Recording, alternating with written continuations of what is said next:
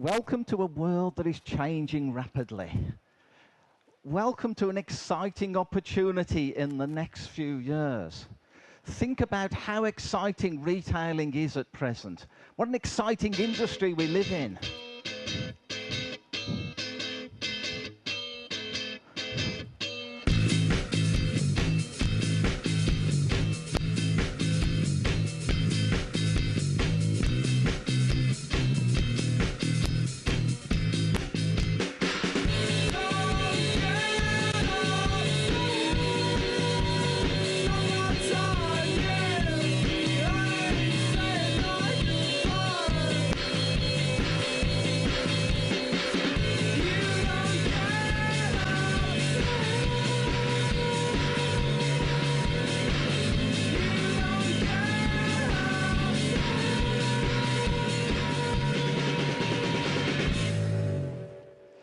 Isn't it wonderful to be in retailing at present? Isn't it a great opportunity that we've got to look at in the next few years? As long as you don't pick up today's newspaper, and you pick up today's newspaper, Eurozone crisis could push Britain back over the edge. And then you go around the world and you look at some car parks and parking lots. This is a shot from a shopping centre in Chicago 3 weeks ago. It was a Friday night, it was busy night for shopping, and there was no one in there. And then you take a walk around some of the shops, closing this store, going out of business. There's a couple of things happening at present. One thing is, some people are having a crisis. And probably the most common word I've heard this year in any country is, there's a crisis. Or is there out there at present an opportunity? Some people are having a crisis looking at the next few years. Some people are looking at the opportunities over the next few years. So as a result of this, I, along with Trevor Cochrane out of Australia and Malcolm Scott, produced a white paper. And over the last 2 or 3 months, we've done a white paper on how we see the strategy of the Independent Garden Centre over the next 10 years. What we need to be thinking about and what we need to be doing. Because I think everybody in this room would agree that if we keep doing the same thing, we will not get the results we need as an industry in the future. This report was sponsored by Monrovia Nurseries out of the USA, and they helped us put the strategy together and think through some of the developments. And in the next hour, I'll go through some of the thoughts from that strategy, and there is a guarantee you will not agree with everything I say in the next hour. And by the way, some of you are going to feel a bit uncomfortable in the next hour because of some of the strategies we're putting forward that we need to develop as an industry. So we need to be looking at what's happening out there. Going shopping simply to acquire more stuff isn't likely to bring enough emotion to people. People have stopped buying stuff in shops. And I know, as an industry, we've had a good year. Plant sales have been exceptionally good in many businesses. But we've got to rethink the model for the future. So conventional planning is no longer going to work. So what worked last year and the year before is not going to work next year and the year after. Conventional planning is not going to work. So what we need to think about is there's new rules in the global order of doing things. There's a new social structure developing in the marketplace that we need to be aware of. There's pressure on the environment that is going to increase over the next few years. There's a technological revolution taking place that we need to be aware of. And what will your business look like in 2020? That is the real challenge, and I hope you're thinking that through at present, is how do you need to change your business as you go through the next few years. So we need a strategy as an industry for the future. That strategy is you have to plan. You cannot be a fatalist. Businesses that are going to get through the next few years are going to be doing some planning on how to get through those few years. It won't be left to fate. Your choices will drive change.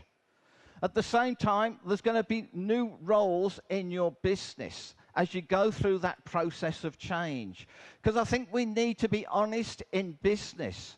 There are a lot of businesses in this industry where there's an owner between the age of 55 and 60 who is male that doesn't understand today's consumer and the technological changes that are taking place. So they'll need to rethink the structure of their business as we go through the next few years. At the same time, we've got to embrace uncertainty. And alternatives are possible as we go through that journey. So the white paper is about strategy. White paper is not about planning. It is a strategy for the industry. Planning is setting objectives and goals in your businesses. Strategy is about positioning your business in the future, a completely different thinking process. So, where is the industry now? And we look at where the industry is now. At the same time, what are the opportunities? And there are huge opportunities in the marketplace at present. What are the challenges? And we're looking at the challenges that take place. So you've got that strategy and development for the future. I think it's worth just reflecting back on our industry. For 100 years, we had the Gardner era. And our industry was based on the Gardner's era. Then the industry moved on. And we had the production era between 1900 and 1950. Then it moved on to the marketing era. And garden centres appeared between 1950 and 2000 in the marketing era. And now we've moved on to the interactive era. And now we're starting to look at the interactive era, and that's why we need to be changing the thinking in our businesses from that point of view. Why? Because this consumer is changing. Our consumer is a changing consumer. And of course, the female consumer is the leading consumer in the marketplace. And, gentlemen, in the next few years, she's going to be more educated than us. If you look at what's happening in the universities, it's women that are going to universities more than men. So we've got a very educated consumer. And that consumer is having more control on the marketplace than ever, and that is going to increase in the marketing of our businesses. A few weeks ago, I heard a talk from Paco Underhill, who was talking about the female consumer and how she's changing. And the fact that she has more influence now on how the budget is spent than she's ever had before. And he talked about the fact that in gardening, one of our competition is Harley-Davidson motorbikes. And as we go through the new era in the marketplace, there's men at home wanting a toys for the boys, Harley-Davidson motorbike. At the same time, the woman at home is saying, gardening is a pleasure every day. And if you look at the statistics, not only is it a pleasure, but it'll improve the investment on our property by 8% on average. So then they've got to make a decision. Do they get a Harley-Davidson motorbike or do they get a garden? Aren't you glad you're not selling motorbikes? Because the chances of the motorbike winning are pretty slim today. We're actually in the right marketplace at the right time, looking at that consumer and how she's thinking as a shopper. As long as we understand some factors, that she now is harder to capture than she's ever been. She is harder to understand than she's ever been. And at the same time, she's harder to predict than she's ever been. But she wants to spend money. She wants to spend money in our industry, and she wants us to put the package together for her from that point of view. So we need to understand 35 to 45-year-old women better than we've ever understood them before. We need to know how to market to them and how to grasp the pound, the euro, the dollar that's available in that situation. If you go around the world at present, there are three things that are keeping retailers awake. And it's worth relating to those three things. Wherever you are in the world, the three things keep coming up. How do we integrate traditional and social media marketing?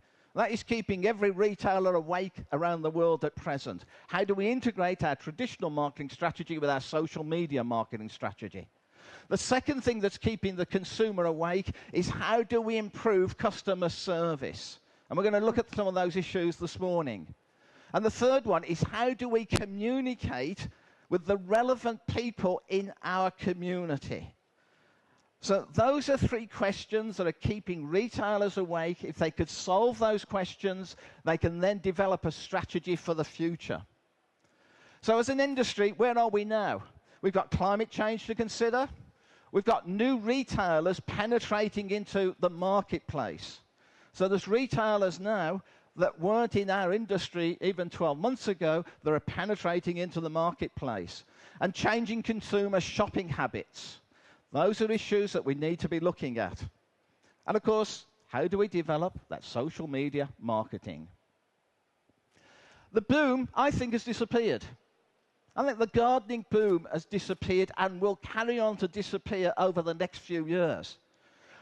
Why is that disappearing? Well, number one is baby boomer gardeners are downsizing. So the baby boomers are saying, I want a smaller property. That means a smaller gardener. So our traditional consumer is downsizing. At the same time, gardening is confusing to these new consumers that are coming into the marketplace. So we've got a confused new consumer. We've got more community engagement retailing. So there's more retailers getting involved in the community of the local market. And that used to be a market we owned to ourselves. We've also got an unskilled new consumer. And fifth, garden centres are losing the value perception. And we used to have a stronger value perception than we do now. So we're losing that value perception in the eyes of the consumer, and we need to make some changes to address that from that point of view. So what we're looking at is a realistic vision of the future. Changing consumer expectations. People are driving change. We, as an industry, are not driving change. People are driving change. And that's one of the big factors that's affecting the marketplace at present. Consumers are less interested and less informed because they've got so much more to absorb and take on. So we've got a changing consumer, and at the same time, global retailers have an exceptionally large voice.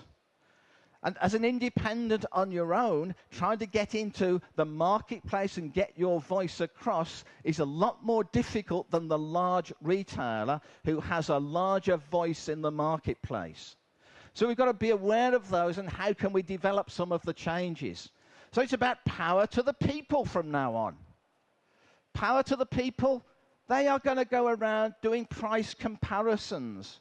And the new consumer is going to walk in your garden centre from now on, take photographs of products you sell and compare the price of those products and their mobile phone with other retailers in the marketplace. Now, the older people in the room may think it's rude for a consumer to take photographs and do price comparisons. The younger people in the room are saying, that's what you do in retailing in 2011, 2012, 2013.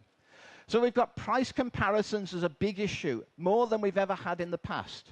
And of course, vouchers on web pages, vouchers on mobile phones. We need to be putting vouchers as retailers on mobile phones, on smartphones. So vouchers will help grow our business, and that's going to develop a lot stronger in the future from that point of view. And of course, if we're not careful, there can be anti-brand campaigns. They can be pro-brand campaigns or anti-brand campaigns. What do I mean by that is if we get it wrong today, our community knows today. If we get it right today, our community knows today. That is the power of the internet as a communications tool in the marketplace. It is now power to the people. So we've got power to the people and a decline in trust. People are trusting us less and less. Now, we're lucky in this part of the world because I think we've only got about 2 Italians in the room. The Italian community thinks people in businesses in Italy are the least trusted people in the world. Singapore is the most trusted retailers in the world. UK is around the middle from that point of view. Trust is a factor that is declining in retailing. And I don't think we're going to get it back in a long time. 84% of people are saying we want more control of our lives and where we do our shopping. 72% will pay more if it lasts. Now that's an interesting situation on how we sell value to the consumer. We need to be presenting products that are going to last in the eyes of the consumer.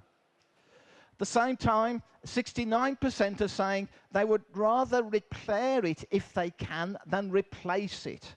That is a completely different situation to 2 years ago.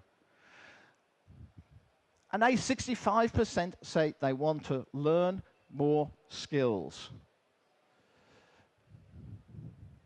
Are you going to outsell or out-teach your competition in the future? If you think the future is about outselling your competition, you do not have a future. If you think part of the strategy is to out-teach your competition in the future, you have a great future.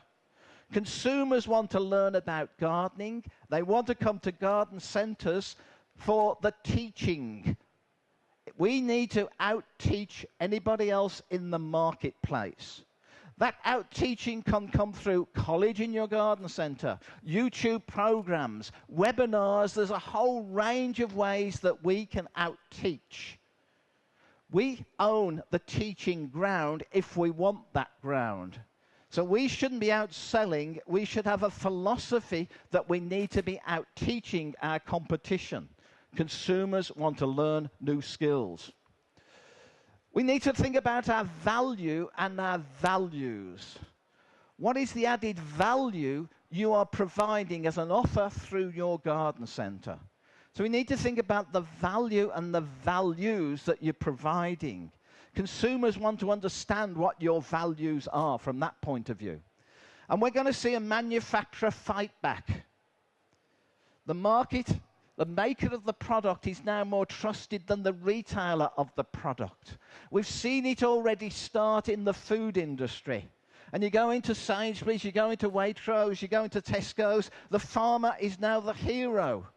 Yet you can walk into some garden centres and we still are not building the nursery person as the hero. The consumer now thinks the manufacturer is the hero. And we're going to see an increase in hero worship from the manufacturer's perspective, not the retailer's perspective. And that is a partnership opportunity. And of course, it's needs-based marketing we need to think about. Consumers are saying, keep me safe and stress-free. Now remember, this 35 to 45-year-old shopper tends to have young children. And it's interesting if we talk to our Gen X girls, one of the comments they say is that plant safe for my children? And they come and ask us if the plant is safe because the garden centre is not saying the plant is safe. They want a safe product and they want a stress-free environment. Easy parking is critically important. Look at the new consumer and their thinking process. If they've bought a number of products from you, they expect you to load their car. They don't expect the operation to finish at the checkout. They expect it to finish at the parking lot. So their thinking process has changed from that point of view. And save me time and effort. They've got a wants-based marketing need. Help me experience the world. Help me experience the gardening world that you're involved with. Show me the art of living. Show me ideas. Show me solutions. Give me lasting beauty. All this emotional thinking is going through. And let me save the planet and help me save the planet at a price. And they're looking to save the planet at a price. And recognize me as a woman. Recognize me as a person. So we've got to create community-based shopping experiences. The consumer now wants community-based shopping experiences. If we don't provide those community-based shopping experiences, they go to the big end of town because they feel that the offer is no different between the local business and the large business. So go beyond retailing. We used to have this term, the icing on the cake. Sorry, the icing on the cake is now the cake. We have to provide the full package of value, service, and services. The icing is now part of the cake.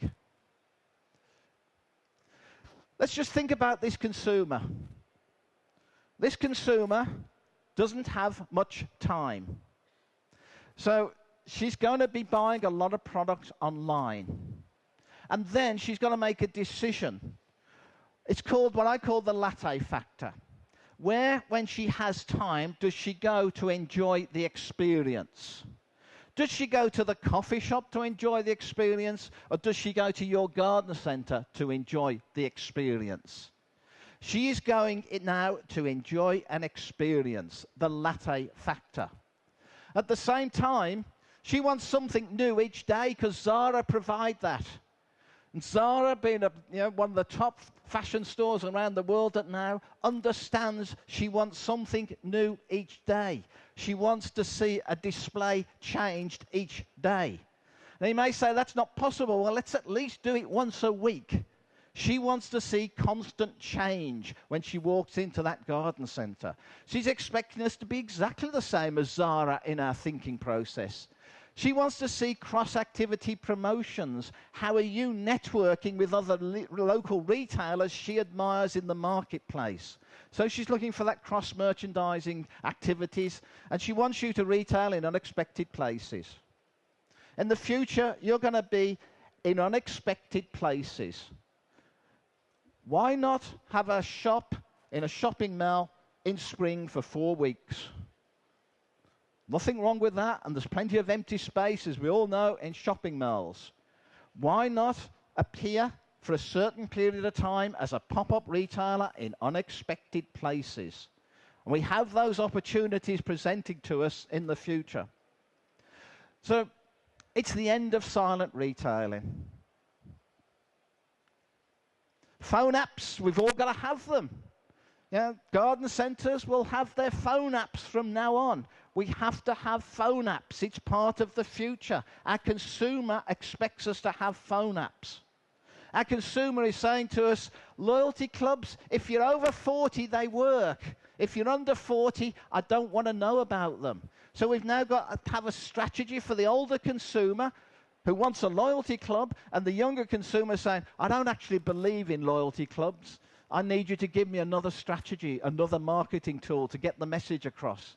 We have to think about how do we use Facebook Places. So we've got Facebook Places where the consumer can have promotions linked through Facebook pages. We've got to think about Foursquare, and is Foursquare relevant to our industry? And why, if we're not using Foursquare, aren't we using Foursquare? And I know some retailers in the room are using that type of thinking. For those of you that aren't in Foursquare, it's free. And Foursquare allows you to put your business down through a phone system, through the web page, so the consumer can go on, put your name down, follow through GPS from their home to your business. They then get to your business. It records on your computer when they walk in the door. And those under 40s think that loyalty club is a wonderful idea from that point of view. And of course, the next thing we've all got to get our brains around before Christmas this year is how are we going to develop Google Circles? And I think Google Circles is going to be a wonderful tool for our industry for building databases that are for the business that are separate to friends and family, etc.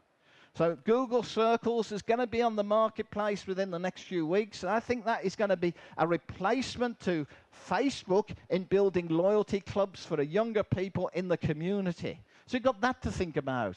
We've got easy gardening shopping from the consumer's point of view. Our consumer today is saying, if you are not a bricks, clicks retailer, you're not in tune with the community. You're not in tune with me. They want easy gardening shopping. They're saying to us now, as an industry, QR codes. We want QR codes on product. There are retailers in this industry in America now that are saying, if there's not a QR code on the plant label, your plant does not come on the shelf in my business. And look at the way QR codes have grown in this country over the last 12 months. So we need to think about QR codes. And the fact that within 12 months, I may walk in your garden centre and I may buy product and no money will exchange hands. It will go through my smartphone.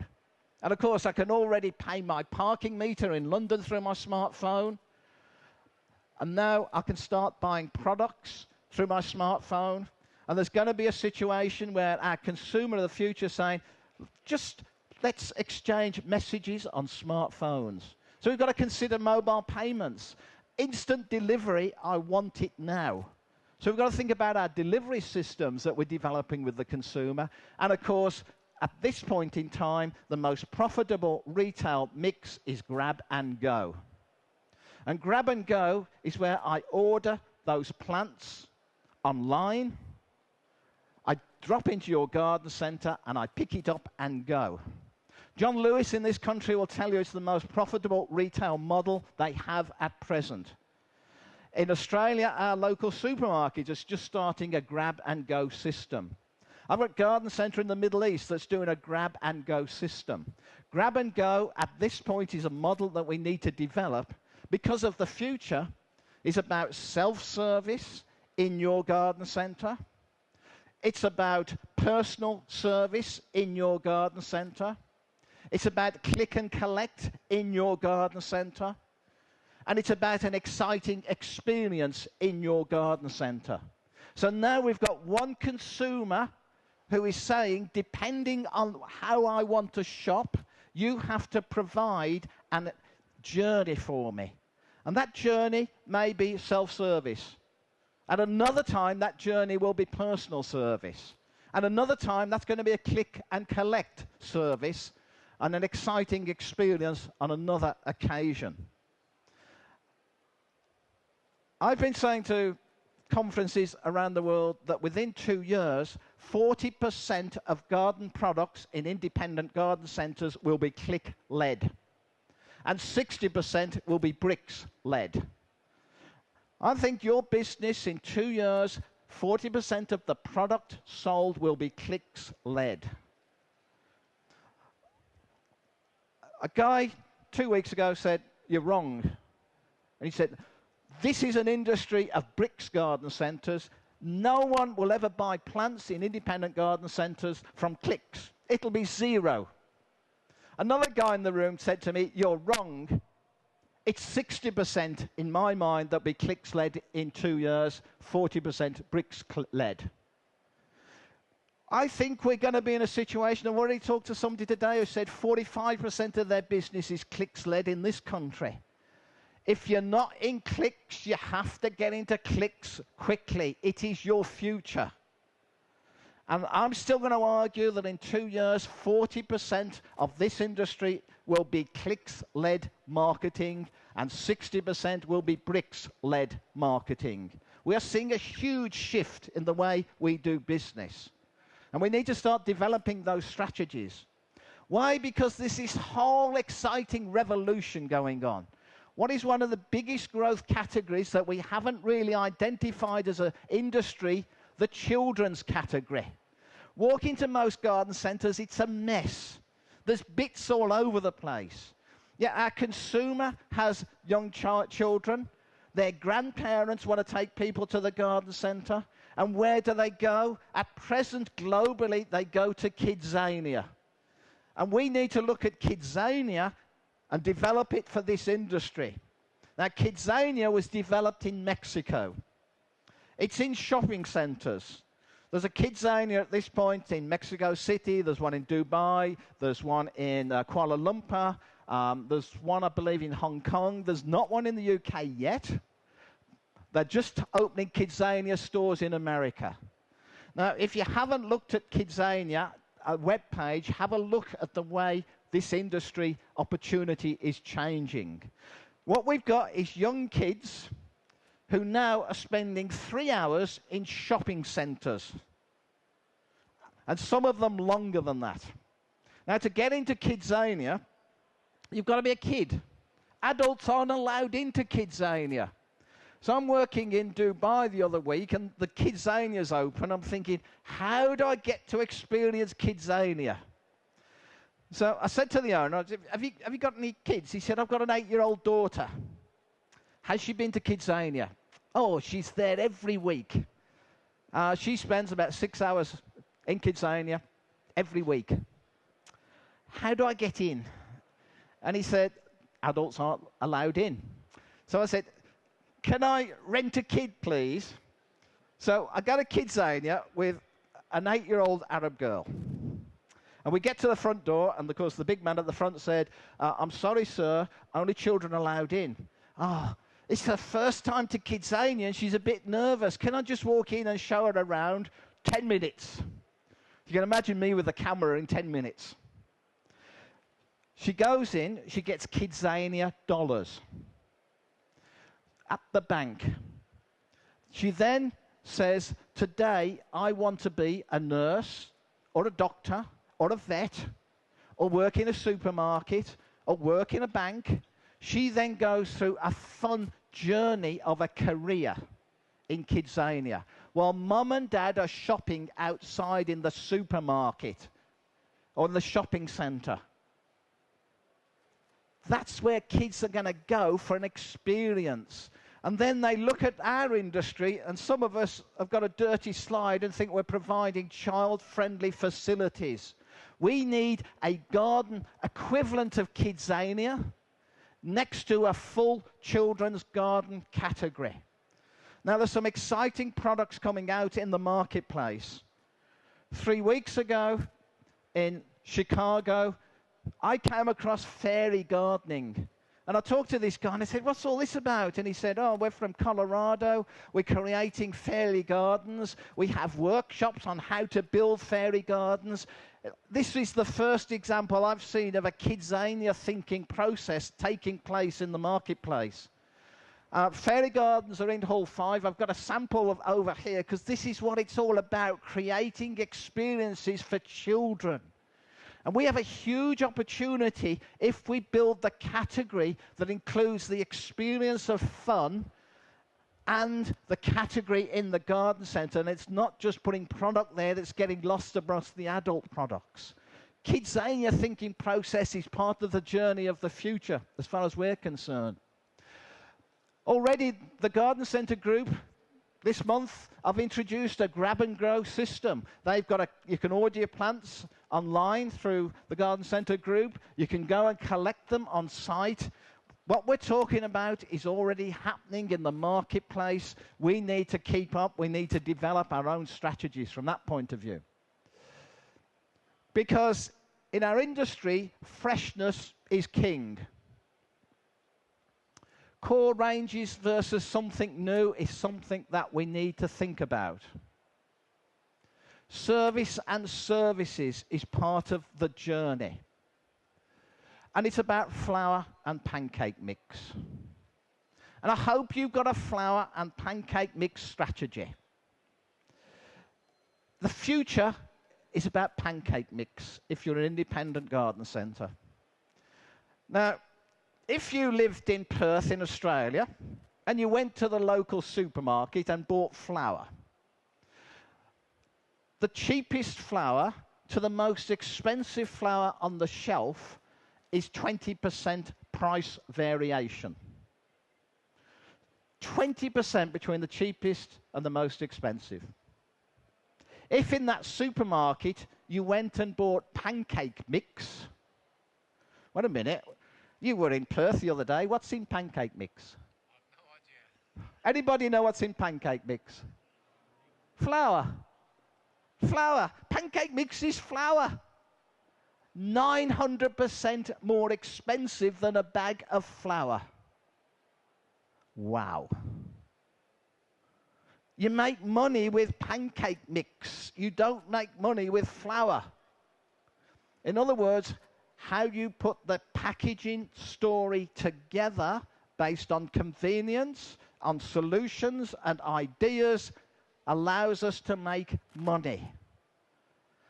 The indoor living globally as a department understands pancake mix.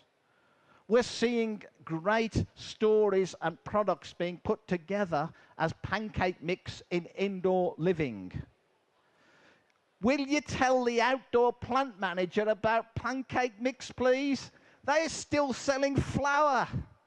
We do not get rich selling flour. Yes, you need the flour. But how many garden centres do you walk into and you go in the plant area, it's full of flour, when the money's in the pancake mix? Indoor departments generally, overall, you go around the world, they've got it right. I think the Italians have got it better than other parts of the world. But then if you go in an Italian garden centre, we've got a couple of Italians in the room, it's full of flour. You've got to get the mix between flour and pancake mix right. Those big stores that want your market are in the flour market. You have to have a mix of flour and pancake mix to make it work from that point of view. And I think we're not learning about these different concepts of taking the same product and adding value and creating those pancake mixes.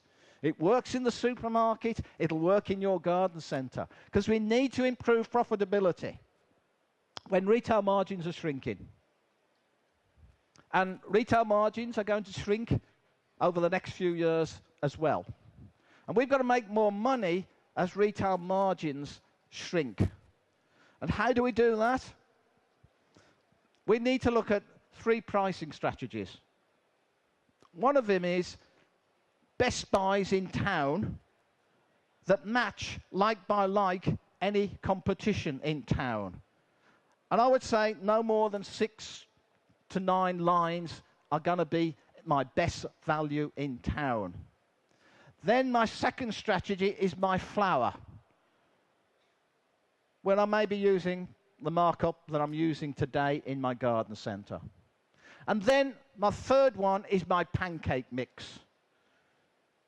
And it puzzles me why so many people are just looking at a standard markup in 2011 across everything they're selling in a category. It does not make sense in 2011. Yes, we're going to see some reduced margins in some areas, but we can make more money in other areas, and still the consumer has the perception that we're providing the best value in town. Because gross profit pricing strategies are going to be a lot more important in the future than they have been in the past as far as our businesses are concerned, because we need to increase turnover and also reduce shrinkage. Let's look at this book, Spend Shift, which talks about the new consumer and how that consumer is thinking from that point of view. Value-based spending is really what this book gets across as a message. People are looking for value. It also talks about the fact they want to learn new skills, hence my out-teach, don't outsell. They're interested in durable living. They're moving from credit to debit society. So if you look at any of the books, you see these trends taking place. At the same time, what are they doing more? Baking. People are baking more bread. What else are they doing? People are spending more time with their family. What else are they doing? They're spending more time in gardening. What are they not doing? Shopping. So we're seeing a decline in shopping, while at the same time baking, staying with the family, doing gardening with the family. That's why we're seeing some strong growth in the industry compared to some other retail sectors. But as I said, there's the decline in trust. 78% talk with their friends for advice about your business. 56% rely on information online. 14% rely on your adverts. Advertising as a traditional media, I'm not saying don't stop it, I'm saying not many people believe it anymore, which is why we need that integration between the social media and the traditional media as we move forward as businesses. Trust has dropped by 25% in 3 years in most countries around the world. Look at all the surveys. Price is more important now than it's ever been. Convenience is more important now than it's ever been. And exceeding expectations is more important now than it's ever been when they walk into a bricks establishment. Price and convenience comes from online. Bricks is the exceeding expectation. And as I said, shopper satisfaction is down 15%. So we've got some challenges. Traditional markets are growing. Farmers' markets are growing. Traditional markets are growing. New trends. The children's category is one we haven't grasped as an industry anywhere in the world at present. Emerging categories, new product categories based on water conservation in some countries, all those new categories that are coming through, and the virtual garden centre is part of your future model. And you need to have that virtual garden centre. Your marketing strategies, you've got to keep your traditional advertising. We've got to build trust relationships. We've got to look at new age media. And we've got to drive sales by creating relationships. We've got to get some delight strategies together. Delight, expectation +1. The delights that are low cost to you and high value to your consumer. Since I was last at GRI, we did a conference in Phoenix in the USA. And as many of you know, I've been doing this job for many years, stopping many hotels. I got to this hotel in Phoenix and I checked in and she said to me, "Why are you in town?" "I'm doing a conference down the road." "Is this the first time you spoke at that conference?" "Yeah." Went to the bedroom, got the key, went to the bedroom. A few minutes later, there's a knock on the door. I open the door, there's a bowl of fruit. There's an apple, a pear, a banana, and a card. "Welcome, Mr. Stanley. Just wanted to wish you well before your speaking debut. Good luck, and if there's anything else we can do to help calm your nerves, please let me know. Warmest, Sarah." I've waited 30 years for that. Have I got to wait 30 years in your business before you have a delight strategy? Low cost to the W Hotel in Phoenix, Arizona. High value to me. When you go, say hello to Sarah for me. That is a delight strategy. We need to introduce delight strategies into our businesses. We need to be putting the story strategies together. And if you go onto Plant Propaganda Holland site, you'll see they're doing YouTubes now on different plant stories. We need to be putting the plant stories together. At the same time, we need solutions strategies. Why? Salespeople are dead. I do not want to see another salesperson in my life as a consumer. Will you get rid of them? Will you please remove the salespeople from your world? Consumers do not want to see another salesperson. They are bored with salespeople, and they're walking away from businesses because of salespeople. Please just get rid of them. And then make sure you have day makers. People that make people's days. Sarah is a day maker, not a salesperson. In the future, when the consumer has had clicks and bricks strategy, and they're coming in for exceeding expectations in the bricks store, they want to meet day makers, not salespeople. Please do not send your staff on sales courses. Recruit day makers and train those day makers in making the consumer's day. We need day makers out there from that point of view. Because the big boys want our market. As I said, are you going to outsell them or are you going to out-teach them? Because we have to have a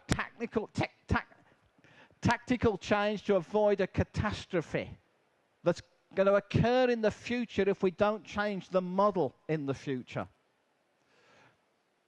Share your vision with your team. Cultivate a culture of confidence. And I think we need to do that because every time they pick up the newspaper, it's a bit depressing.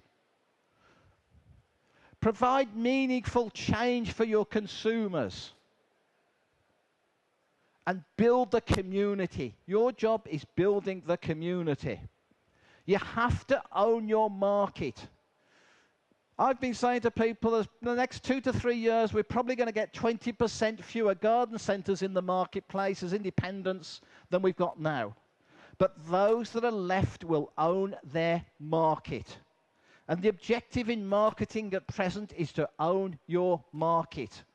That's one of the strategies that you need to be putting together, which means you need to think about the product, the range of plants, the plant advice, the freshness, seasonal awareness.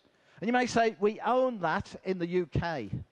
A survey came out in America this year where consumers were asked, where do you go for the freshest plants? And they named a box store, not a garden centre. So the box stores in America have gained a reputation of providing freshness in plant material over the garden centres. We cannot afford that to happen around the world. And it's going to be difficult in America for those independent garden centres to get back that ownership of that product development. As I said, we've got to improve profitability by increasing gross profit on our pancake strategy, increase our turnover, reduce our streakage. And do we have a value versus premium range of products?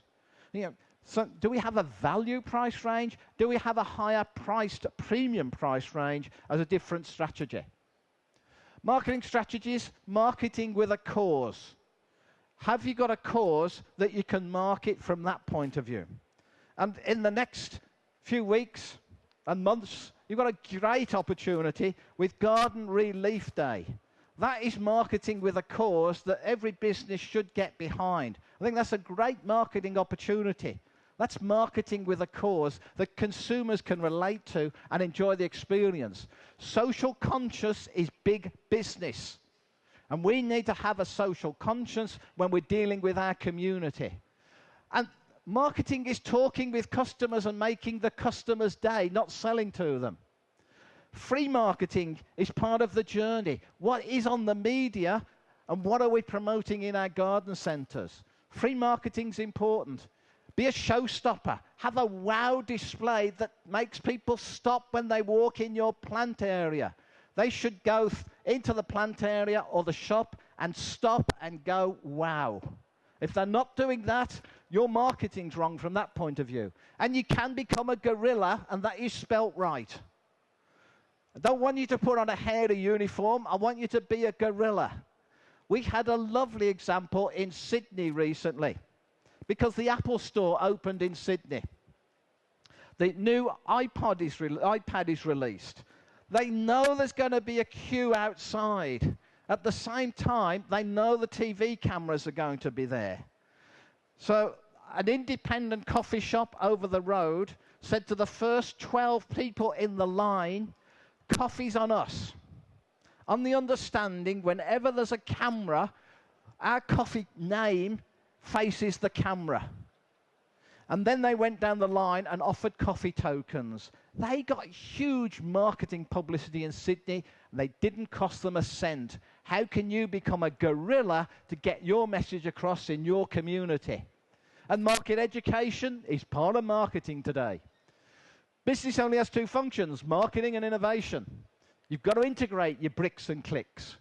You've got to have that virtual garden centre. You've got to have a grab-and-go strategy. You've got to create a better experience in your brick store in the future if we're going to retain and grow our business sector. Because the consumer is looking for a value experience. It's about entertainment, education, ambience, and escapism. It's about creating that experience for the consumer. Why? Because they don't want our product anymore. They can get it online. It's the value of the experience that's critically important. So it's time for change. That's why it's an exciting time to be in the industry. Business success. Customers saying, who are you? Are you serious? Customers are saying to you, provide me with the best offer. Customers are saying to you, be consistent in that offer. Garden centres, what are they doing right? They've got a memorable brand when there's a lot of confusing brands in the marketplace. So they're looking at their brand strategy and improving the journey for the consumer. Because the research says 58% of people, when asked, think the sites that you present them are critically important. 45% say the smells in your business are critically important. Your smell strategy. 41% are saying the sounds in the garden centre are critically important. 31% are saying the tastes you offer are critically important. And 25% are saying touch is critically important. So as businesses, we need a site strategy, the visual moments of truth. So we make people go, wow. We need a smell strategy where we hide the negatives, promote the positives. We need a sound strategy, where we put in the right noises again. We need a taste strategy. And we need a touch strategy, where consumers feel they can touch the product with confidence.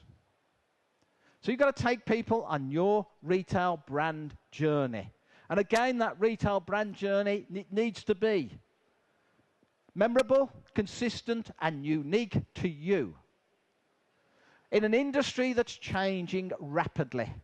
Look at Singapore, and look what's happening to horticulture in Singapore. It's exciting. And they're building these great big green concrete trees at present that will be finished in a few months' time. And that is in the center of Singapore. You go to China and you look at some of the great garden centers being built in China. And there's some great experiences being built in China from that point of view. You've got Hayes Circular Garden Centre that Malcolm's been involved with. And of course, the best garden centre in the world at present, Holes in Edmonton or Alberta, and opened in March, recognised around the world as the best garden centre in the world at present. Doing some fascinating things. The official cutting of the ribbon is November, but they think outside the box. I've told you you've got to out-teach. If you go to Alberta, there's lots of hairy men. How do you get them into a garden centre? You get them into a garden centre with beer, burgers, and bouquets. So there, amongst all the other out-teaching, is the whole family doing beer, burger, and bouquets. And of course, these men pay to go to the garden centre for the class. They get a beer. They get a burger. They get a bouquet bunch of flowers, and they get a class on how to make a flower arrangement. They then get their picture taken, so they can give the picture with the bouquet to their wife, partner, or girlfriend. And there's a waiting list. That's apart from everything else Holes are doing. Beer, burgers, and bouquets. There's companies out there really pushing the barriers. So if you get bored and you want to go and see the world's best garden centre at present, Holes, Jim and Valerie Hole in Alberta, it's just a mind-blowing experience. Opened in March. They cut the ribbon officially in November. Because it's about innovative merchandising in connection with your passionate day makers and your retail leadership that's going to make the difference in the future from that point of view. It's getting these people involved in gardening who have never been involved in gardening before. So there's a magic formula. Neighbour Today neighbour marketing is your future. You have to be a green, sustainable business. You've got to be perceived as a fashion leader and create garden rooms. Got to empower the team to provide awesome service, to be the day makers from that point of view. But I've used this many times as two circles and the shape of the industry. We're going to keep seeing that priced end market of box store, hardware stores growing, and we're going to see fewer but better experienced retailers, and the middle is going to disappear completely. And think about your customer service. We all provide superior, brilliant customer service. Survey says 80% of us say we're brilliant. Surveys say 8% of our customers agree with us. And it also takes them about 2 years to leave us if we're mediocre. So your customer relations are going to be critical to the future. You've got to choose your attitude. As an owner, you've got to choose your attitude. You've got to create great team members. Get the team right. Ask yourself, where is the wow factor in your customer service and experience bricks environment? Where's the enthusiasm? Have we got the E factor? The moments of magic by the day makers. Got to look at our businesses through customers' eyes. Chit-chat versus rapport. Rapport creates business.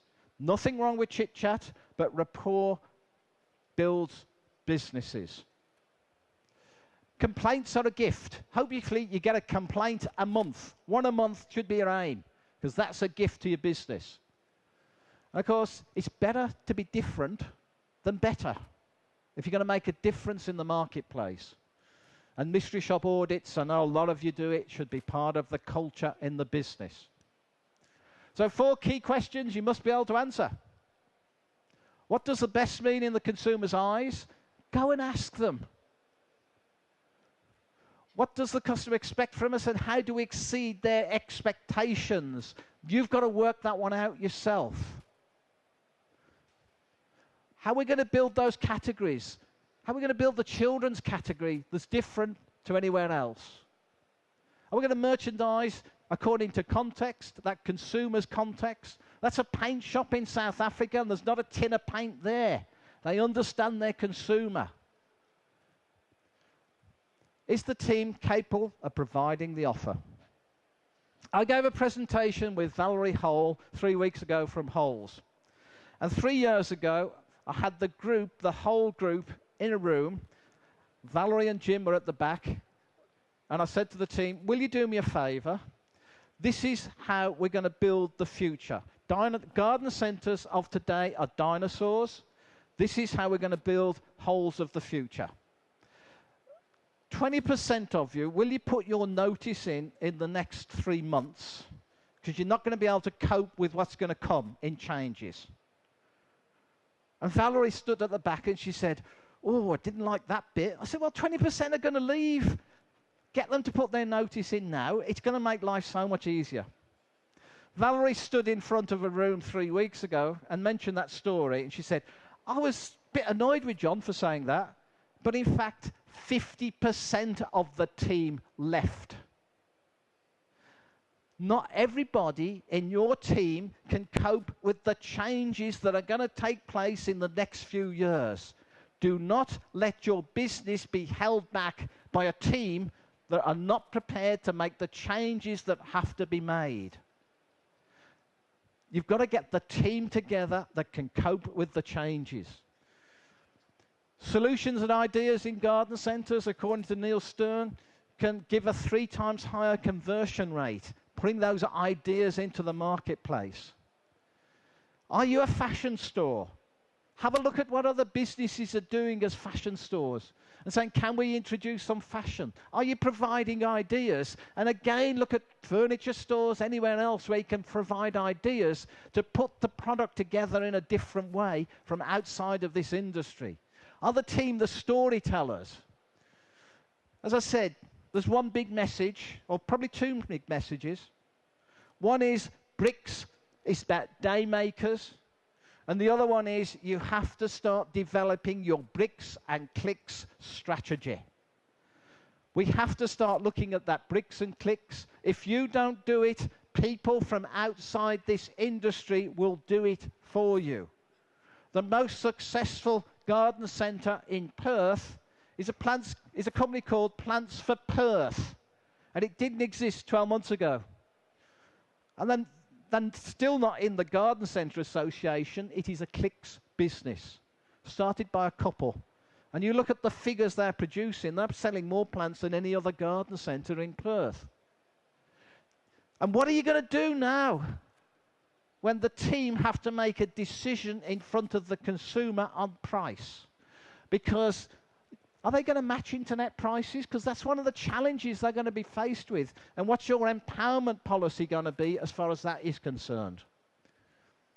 You've got to use social media because it's low cost, access to a huge audience, easy to integrate with your existing market, build strong customer relationships. We've got to get into understanding the mobile phone, the smartphone, one of the three screens. We know marketing has changed, and that is the major marketing tool of the future, and it's how we use it. Barcodes, QR codes will be part of that journey. We're seeing a lot of them on a lot of products now. You're going to see a lot more in the next few months. You don't need to understand how it works. You need to understand how to drive it. I don't understand how my car works, but I understand how to drive it. You have to have your own digital garden TV program and sell more plants. Do you do a McDonald's? And think about McDonald's. They now have a value hamburger at $4.99 in America, and they have a premium hamburger at $8.99. They're both hamburgers. The only difference is the $4.99 hamburger is targeted at a specific market. And by the way, it takes on average about 100 animals to make a $4.99 hamburger. I stick all these animals in and churn them together. Then there's the $8.99 hamburger that comes from one animal. That is the premium slice. And I've challenged us, should we have value ranges of plants and premium ranges of plants within a category? Other retailers are going down that journey. And maybe it's something we need to consider. So what is your value range? What is your premium range? As I mentioned, the nurseryman's the hero. Then you've got to promote the business. Then you've got to promote the product. Your customer of the future is not a gardener. Your customer of the future is fashion conscious. Your customer of the future is a decorator. Your customer of the future has a room outside, not a garden. And she is environmentally aware. And we need to think how we put those strategies together. As I mentioned, loyalty clubs will decrease in popularity over the next few years. The future model is about your marketing strategies. It's about sales versus building relationships. It's advertising versus your social media strategy. And it's providing team incentives to grow your business at the bricks end. So we've got some exciting opportunities. And what do you need to do to grow sales tomorrow is really what it's all about. What is the development? What is your action plan in a time that is exceptionally exciting for this industry? But we will have to think differently than we do today. And that's, wherever we live in the world, that is the challenge. The white paper itself is an e-report, and there's 120 pages of content there that will keep you happily reading for quite a few hours. You can go on our web page and get a download of the report. If you go to our web page, you can download it for $1,995. If you see Linda today and you fill in a form, which I've got over here, those of you in the room today, if you'd like a copy, £240 if you see Linda and fill in one of these. So that is an offer just for today from that point of view. is £240 for the white paper.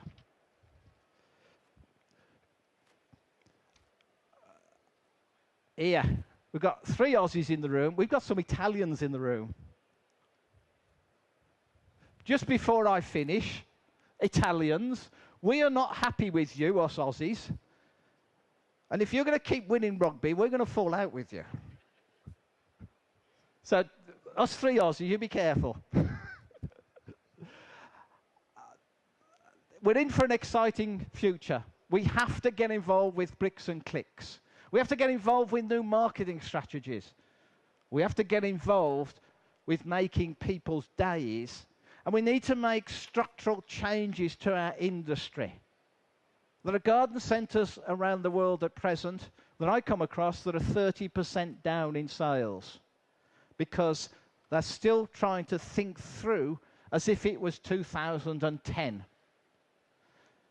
There are other garden centres, and Britain has had a good garden season.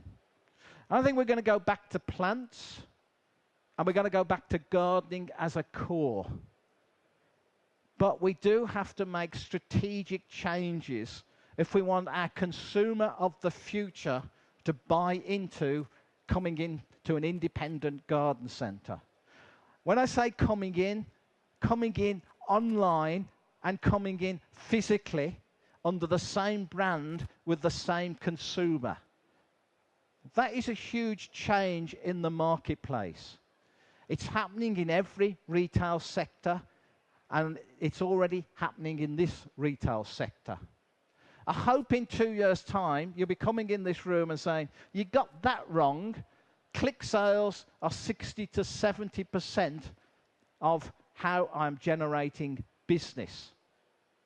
It's definitely going to be an interesting few years. Do see Linda if you're interested in the white paper. Thanks for being a great crowd. Enjoy the show. There's some great exhibits around there. And I'll be around for the rest of the day. Thanks a lot.